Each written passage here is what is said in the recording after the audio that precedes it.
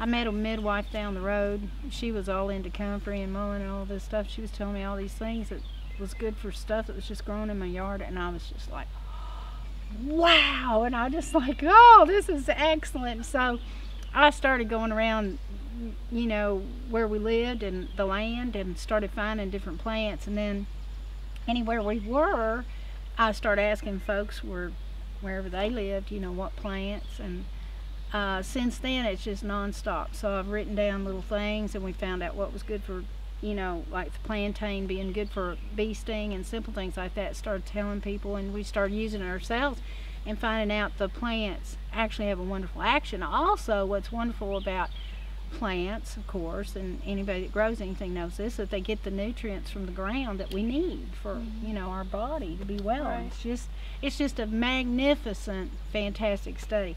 The more we moved out, we got all the way out here in the Perry County area, and it's just flowing, of course, with dock and burdock and yellow dock and comfrey and plantain and everything in the world out here, everything. And I just like, I was like, this is fantastic. So if we found out mullein was an excellent anti-inflammatory for a lot of things, breaks and bruises and all that. Well, anyway, we started using the stuff ourselves, kind of trusting the folks that had been using them for years and years and years. Then we started reading up on stuff, and the reading went with what the people had said. And then we moved into an Amish community and learned from the people, and it was wonderful. And we learned and learned and wrote things down, and it's been a blessing, isn't it? And we're still learning. You will always keep learning.